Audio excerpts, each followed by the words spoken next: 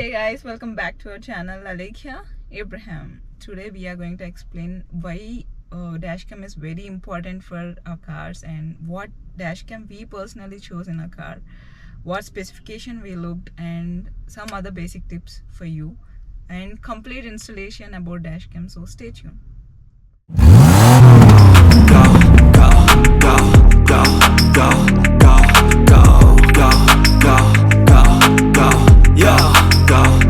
Hi, so actually this video we thought of doing about dash cams. I'll start with the why. So the first thing that we have done for our car is to install a dash cam as soon as we buy it, because you never know, any surprises are open on the roads, especially when you're driving in a city like Bangalore.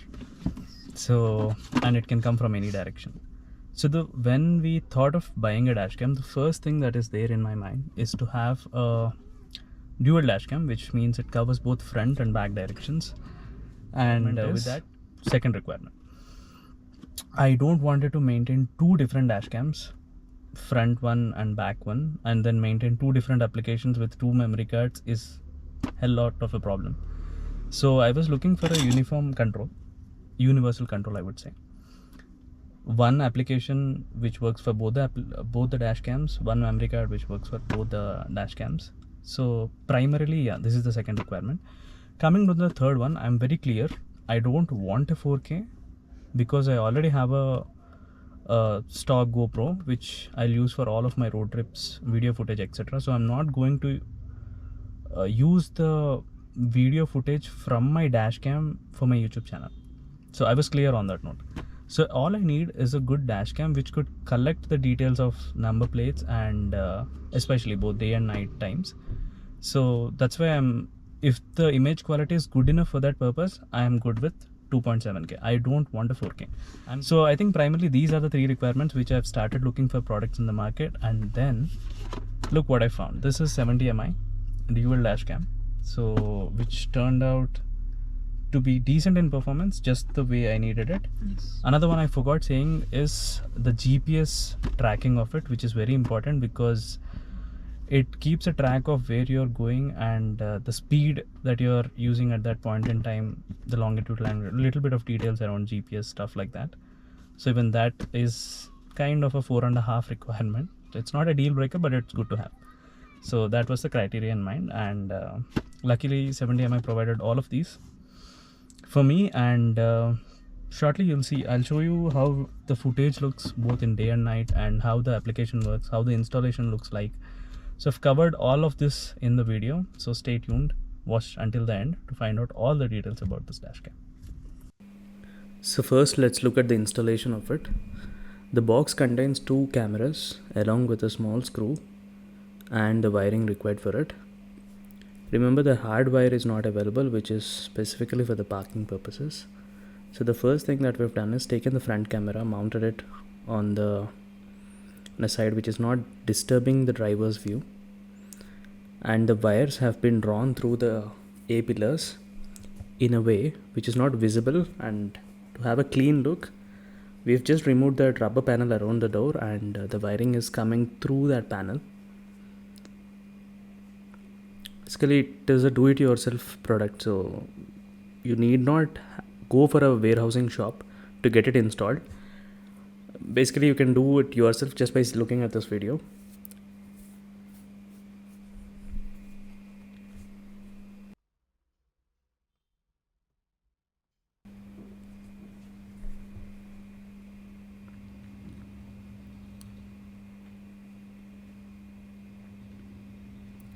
So carefully making sure that the wiring comes through the panel.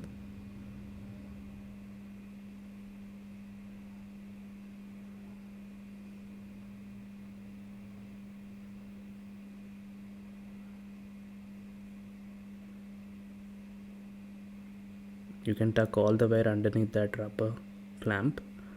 Once it is done, you can just fix the clamp by pressing it hard. Now the front, there is a connector which comes along with this kit. The front camera's wire will be connected to the rear camera with this connector. As you have seen, it happened in the middle. And in the same way, we have drawn all the rear camera wire through the left door panel. in the same way by removing the rubber and making the wire pass through the rubber clamp. We've reached until the rear. So now we are fixing the sticker for the rear camera mount, and we have mounted that in the right position as well.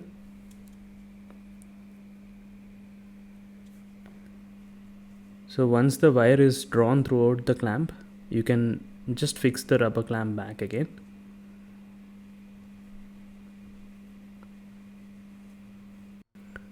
The length given with the camera is very short, so which is why we were not able to plug it in the power socket, but instead we have plugged it in the front USB, as you're seeing.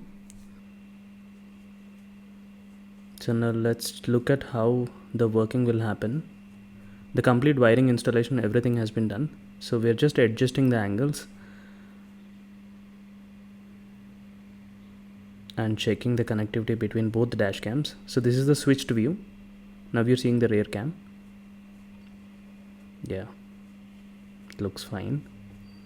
Okay, now all of the installation has been completed. Now let's see the real-time working of the product.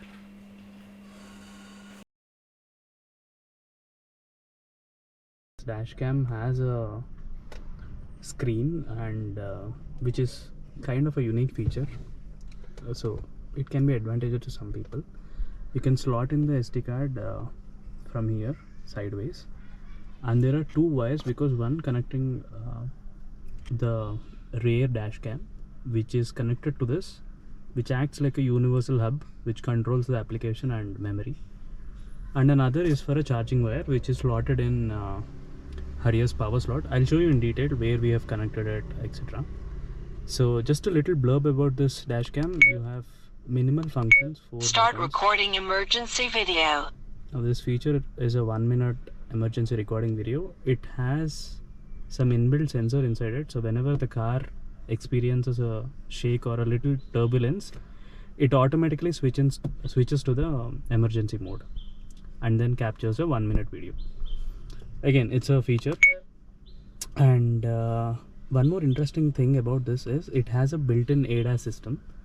Now when I say ADAS, it's not Recording as complicated as Mahindra's or Tata's level 1 level 2 ADAS, but it's a very simple monitoring of lanes and forward collision warning, and there are other minute applications, but these two are major ones, which is decent. I mean, if your car doesn't have an ADAS, you can use this. It would definitely add some value, so it is a value add. I would agree to that. And that's about the dashcam. Now let's see how we can operate it using the application. So I use a Android phone, and then this application is 70 mi. You click on it, you just open it. Right now, since I've already synced in, it is showing 70 mi dashcam. I'm just clicking on it. Connect to dashcam. Confirm. In order to connect with the dashcam, first we need to connect with the Wi-Fi of the dashcam. Yes, dashcam itself has an inbuilt Wi-Fi, so that's what I'm doing now. Once you have connected, the data exchange happens, and you can see all the captured footage reflecting inside the application. Whatever you want, you can simply download it onto your device.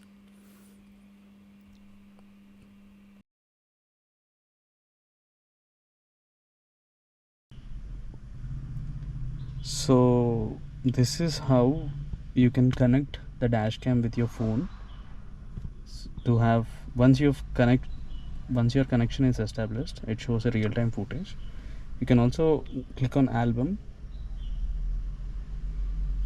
Yeah, so it just gives a warning message, and